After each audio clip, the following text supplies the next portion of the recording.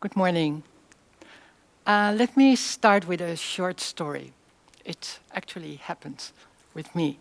A few years ago, I had to bring something to the house of my colleague. And her little son opened the door, a boy of 3 years old. He opened the door and he looked very curiously at me. He looked from top to bottom, and you must realize at that time I was wearing pants. I was also having short hair, much shorter than now. But I was also wearing my earrings and probably also some makeup.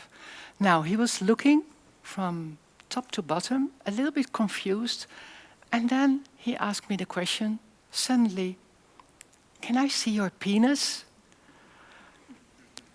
Actually, a very good question for a boy of 3 years old. Now, let me explain why. Children of that age are busy and trying to understand the complexity of the world. And they discover at that age that there are two kinds of people in the world, men and women. And according to their age, men have pants, men have short hair, and women have dresses and have long hair. But when they grow a little bit older, they discover that there is only one feature that definitely distinguishes a man from a woman, and these are the genitals. So that's why he asked me that question. He was confused, and he just wanted to know for sure. Now, a good question for a 3-year-old. But what is important for his development is the way adults react on this kind of questions. And in his case, his mother got angry. She said it was a very inappropriate question.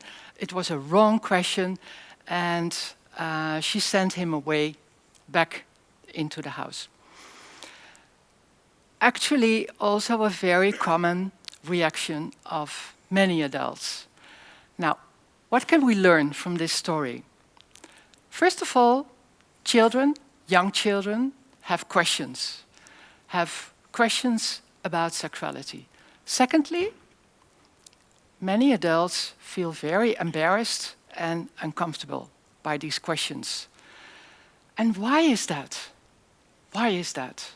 Why do we feel so embarrassed and so uncomfortable by these kind of questions from young children, and also by behavior that is related to sexuality of young children?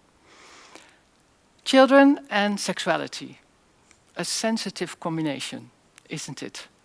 I know, because I focus on my work as a sexologist.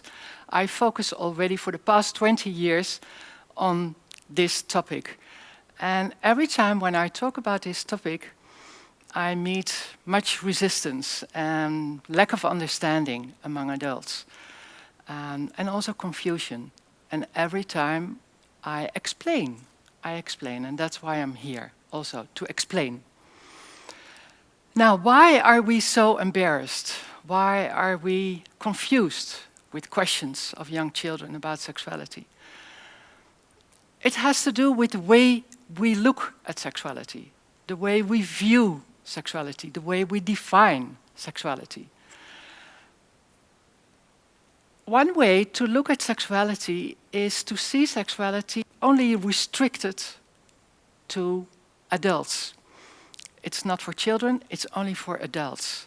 And that means that in this view, sexuality is also focusing on the behavior, the adult sexual behavior. And that is what we want to protect the children for against the possible dangers of adult sexual behavior. Now, what can be the consequences if we look at sexuality in this way, and if we do not give answers to the questions of children? There are many possible consequences. Let me mention 3 of them. First of all, the children who do not get answers on their questions, they immediately understand, okay, this is a wrong question at the wrong moment to the wrong person. And they are going to look for answers elsewhere. They are going to peers, they are going to friends, and when they are getting older, they are also going to look at the internet. And are these the answers we want the children to get about sexuality? Another consequence could be that children, every time when they have sexual feelings, and this is happening also with children, they feel ashamed and they feel guilty, because that is exactly the message that they got from adults. It's inappropriate, it's wrong, and it's not for children. So they feel ashamed about it. Another consequence could be that children are not able to say no. They, in uncomfortable or even in sexual threatening situations.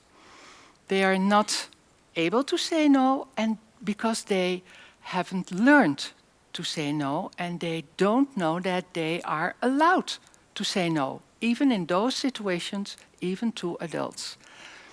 Now, what can happen if we look at sexuality in a different way, in a much more broader way? In this view, it's clear that sexuality is something that belongs to all human beings. In this view, it's also clear that sexuality starts at birth and that it develops throughout lifetime to the level we experience now as adults. In this view, it is clear that sexual feelings exist at all ages.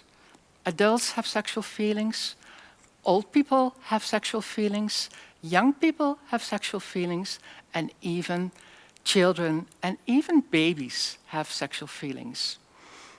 Now, to acknowledge this fact is something that we can discuss with young children.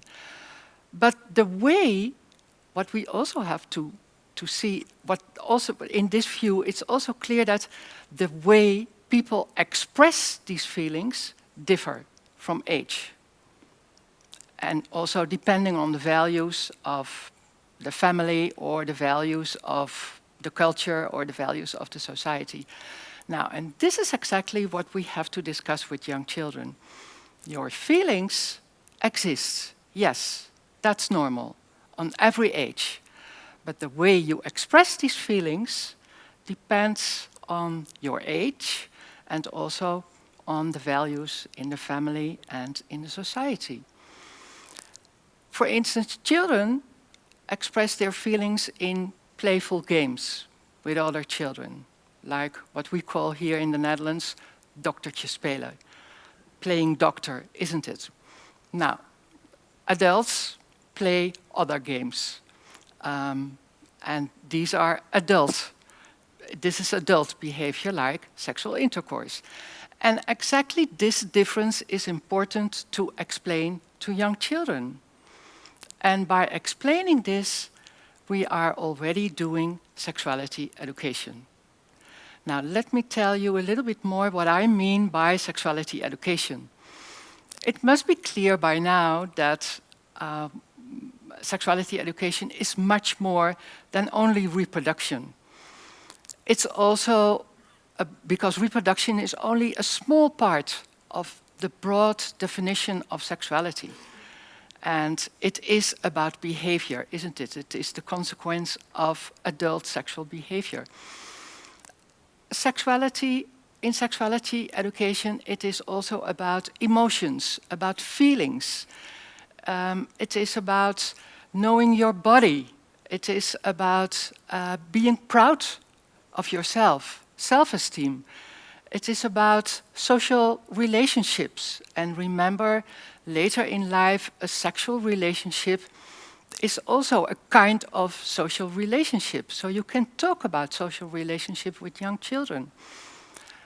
Sexuality education is also about diversity. sexual diversity, and it is about values, of course.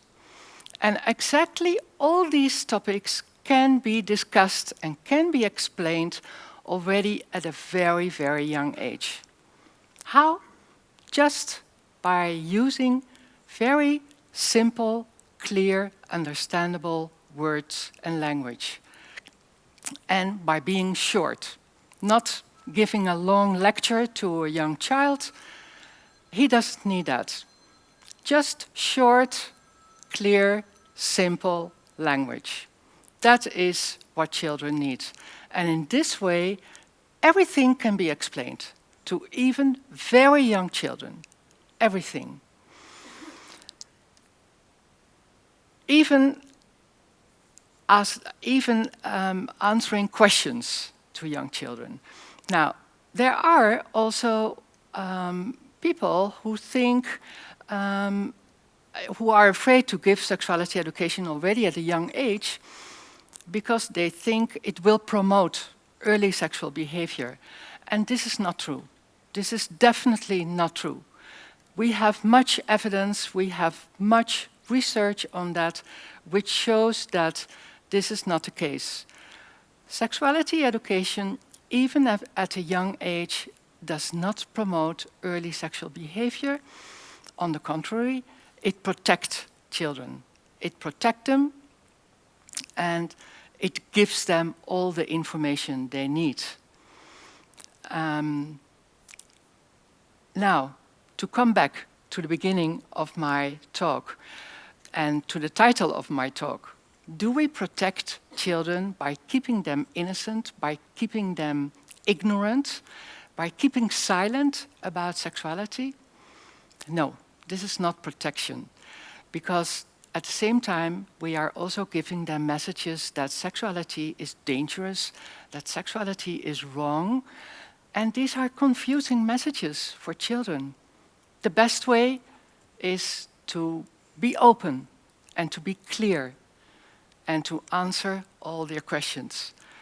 Remember the little boy in the beginning of my talk who asked me that question, "Can I see your penis?" Now, what answer could we give him? Let me tell you what I would answer him. I would tell him, "No, you cannot see my penis, because I'm a woman. And women do not have a penis, only men have a penis. And women have a vagina." Any more questions? Thank you.